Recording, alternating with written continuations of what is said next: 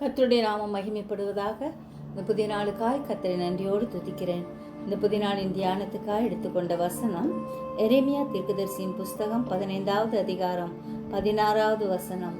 உம்முடைய வார்த்தைகள் கிடைத்தவுடனே அவைகளை உட்கொண்டேன். உம்முடைய வார்த்தைகள் எனக்கு சந்தோஷமும் என் இருதயத்துக்கு மகிழ்ச்சியுமாயிருந்தது.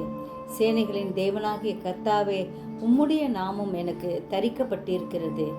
ஆம், தேனிலும் மதுரமான கர்த்தருடைய வசனத்தை உட்கொள்ளுவோம். கர்த்தருடைய கரம் நம்மேல் எப்பொழுதும் அமர்ந்திருக்க நம்மை பூரணமாய் ஒப்பு கொடுப்போம். யோபு சொல்வது போல நாமும் சொல்வோம். ஆண்டவருடைய உதடுகளின் கற்பனைகளை விட்டு பின்வாங்குவதில்லை. அவருடைய வாயின் வார்த்தைகளை எனக்கு வேண்டிய ஆகாரத்தை பார்க்கிலும் காத்து கொண்டேன் என்று யோபு 23:12 வாசிப்பது போல ஆகாரம் போல வசனத்தை உட்கொள்ளுவோம். கர்த்தர் நல்லவர் என்பதை வசனத்தின் மூலம் தினமும் ருசித்து பார்ப்போம். அவரே நம்மை உயர்த்துவார். செபிப்போமா.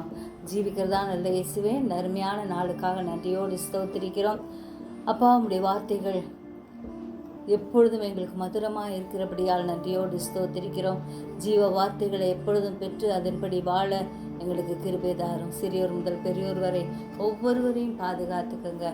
தூரத்திலும் சமீபத்திலும் இருக்கும் உம்முடைய பிள்ளைகளை வேலியடைத்து பாதுகாக்கும்படியாய் செபிக்கிறோம். உம்முடைய கிருபை அளவில்லாமல் எங்கள் மீது ஊற்றும்படியாய் செபிக்கிறோம். ஆண்டவரே, உண்மையே நாங்கள் நம்பி ஆண்டவரே உமக்காக வாழ கிருபை தாரும் ஐயா. எப்பொழுதும் ஆண்டவரே உம்முடைய அடிச்சுவடுகளை பின்பற்ற கிருபை தாரும்.